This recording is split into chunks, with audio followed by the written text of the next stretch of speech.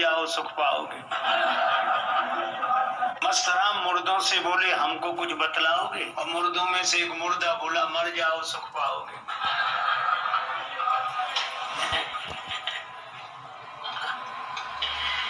अच्छा देखो मैं आपसे एक बात पूछूं, आप चलते हैं दौड़ने, अच्छा एक बात बताओ, दौड़ने में ज्यादा आराम है कि चलने में? चलने में। दौड़ने की अपेक्षा हम लोग चलें तो आराम है, दौड़ने में नहीं, दौड़ने से ज्यादा चलने में आराम है। अच्छा चलने में ज्यादा आराम है कि बैठने में? तो कहेंगे बैठने में ज्यादा। अच्छा एक बात बताओ, बैठने में ज्यादा आराम है कि लेटने में? लेटने में। बड़ा बिल्कुल सही, दौड़ने से ज्यादा आराम बैठने में, बैठने से ज्यादा आराम दौड़ने से ज्यादा आराम चलने में, चलने से ज्यादा आराम बैठने में, बैठने से ज्यादा आराम लेटने में। अच्छा लेटने में ज्यादा आराम है कि सोने में? नींद नहीं आती तो कहते नींद आ जाए बस, तो लेटने से ज्यादा आराम है सोने में। अच्छा एक बात बताना, सोने में ज्यादा आराम है कि मरने में?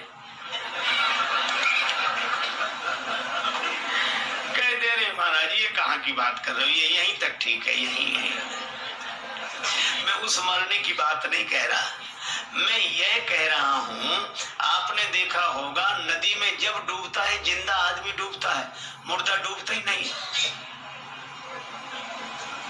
इसका अर्थ यह है कि जिसका अहंकार जिंदा है वह जीवन की संसार की सरिता में डूब जाता है, और जिसका अहंकार मर गया वो स्वयं भी पार होता है, अनेकों को पार ले जाता है। तो जनक जी का अहंकार ज्ञान के कारण ही नहीं रहा था, पर जिस आनंद में मन लीन था उस आनंद से मन हटकर श्री राम जी की ओर आ गया। विश्वामित्र जी ने कहा कि ये सबको प्रिय है। राम जी ने सोचा बड़ी कठिनाई, जहाँ मिल जाए दो ज्ञानी वहां सगुण भगवान को बड़ी परेशानी। एक कहते हैं, अच्छा विश्वामित्र जी ने पूछा ये आपको कौन लगते हैं? जनक जी बोले हमें तो ऐसा लगता है कि ब्रह्म है। विश्वामित्र जी ने कहा ब्रह्म तो एक है, ये तो दो दिख रहे हैं। उभय वेश धर की सोई आवा, दो रूपों में आ गए। अच्छा ब्रह्म इंद्रियों का विषय नहीं है, ये इंद्रियों के विषय दिखाई दे रहे हैं आपको। जनक जी ने कहा जहाँ कहा गया ब्रह्म इंद्रियों का विषय नहीं है, उसका अर्थ यह है कि इंद्रियां उस तक नहीं पहुंच सकती, लेकिन वो चाहे तो वह तो इंद्रियों तक पहुंच सकता है। नयन विषय वो का भय। तब विश्वामित्र जी ने व्यवहारिक परिचय दिया। कब? जब राम जी मुस्कुराए, और राम जी मन ही मन मुस्कुरा रहे। अब यह भी मर्यादा है, अब बड़ों की बातचीत में मुस्कुराना भी तो अच्छा नहीं है, लेकिन राम जी की हंसी रुक ही नहीं रही है, तो मन मुस्काए। और राम जी जब मुस्कुराए तो ये मुस्कुराना क्या है? कहीं माया हास बाहु दिल पाला, और भगवान मुस्कुराए तो विश्वामित्र जी बोले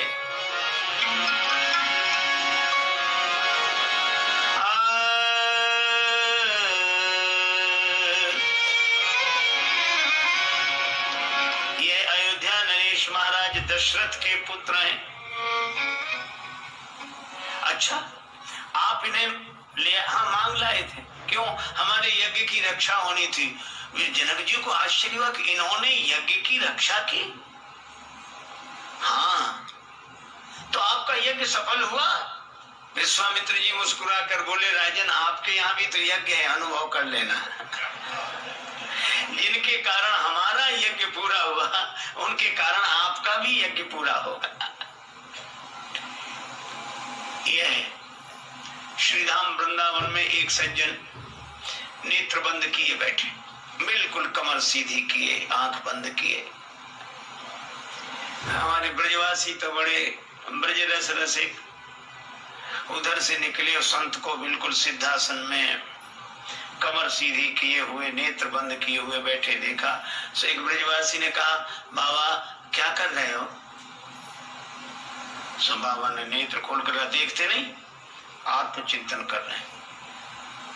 ब्रजवासी बोला कि बाबा सब जगह आंख मूंदने का फल तो नेत्र बंद किए ही रहे ना, और अगर नेत्र खोल दिए तो फिर बंद नहीं कर पाओगे। क्यों? उसने कहा जोलो तो है नंद को कुमार नहीं दीठ पर्यो, तोलो तो बैठ के ब्रह्म को विचारी ले। जब तक श्री कृष्ण का दर्शन नहीं हुआ, इसीलिए भगवान श्री कृष्ण का एक नाम है आत्मा रामाकर्षणी। आप तो काम पूर्ण काम आत्मा राम महात्माओं के मन को भी अपनी ओर जो खींच ले वे भगवान। बड़े बड़े मुनि भगवान के इस रूप रस माधुरी का पान करते हैं। जनक जी विश्वामित्र जी सहित सब मुनि मंडली को लेकर चले। अब ठहराए कहाँ? अब जनक जी ज्ञानी और ज्ञानियों का नगर, आगे सगुण भगवान, कहाँ ठहराए? तब तुलसीदास जी कहते हैं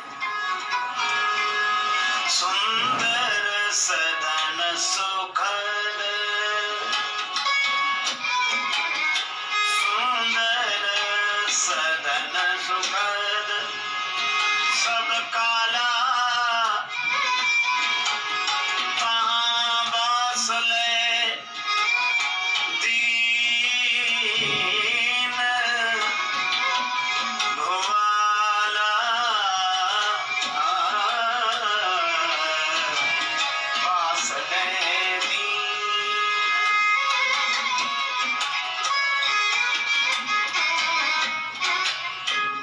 सुंदर सदन, सुंदर सदन की विशेषता क्या? सभी ऋतुओं में सुखद, तहां बास लय दीन, लेकर दिया। ये भवन किसी का था, लेकर दिया। इसका अर्थ जिसका भवन था उससे खाली कराया, उससे लिया, फिर श्री राम जी को रहने के लिए दिया। तो ये भवन किसका? तब श्री तुलसीदास जी कहते सिय निवास सुंदर सदन शोभा किमि कहि जात। ये श्री सीता जी का निवास स्थल है। सगुण भगवान ज्ञानी के यहाँ आ गए तो ज्ञानी क्या है? भक्ति का भवन है। श्री सीता जी भक्ति है। तो जनक जी ने कहा कि बेटी इस भवन को तुम खाली कर दो तो भगवान इसमें ठहर जाएं। भक्ति के भवन में भगवान ठहर जाएं। श्री सीता जी ने कहा पिताजी फिर मैं कहाँ जाऊंगी? कहा बेटी तुम हमारे भवन में ठहर जाओ। और यही जीवन की सार्थकता है, जो भक्ति के भवन में भगवान ठहर जाए और भक्ति हमारे मन के भवन में ठहर जाए, यही जीवन की सार्थकता। वहां ठहरा दिया, भगवान ठहर गए। और जहां भगवान ठहर जाए तो सभी भगवान से नाता जोड़ते हैं। एक भक्त ने कहा हे विधनाथों से अचरा, ओ राम हे विधनाथों से अचरा पसारी मांगू जन्म जन्म तीजो मोही ब्रज बसी भो। जन्म जन्म तीजो मोही ब्रज बसी भो।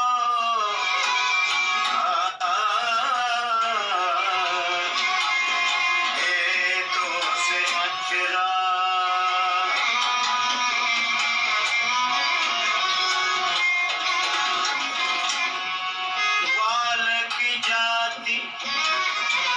स्वामी पे नंद घर नंद नंदन संग हिली मिली रही वो। हे विधनाथों से अचरा।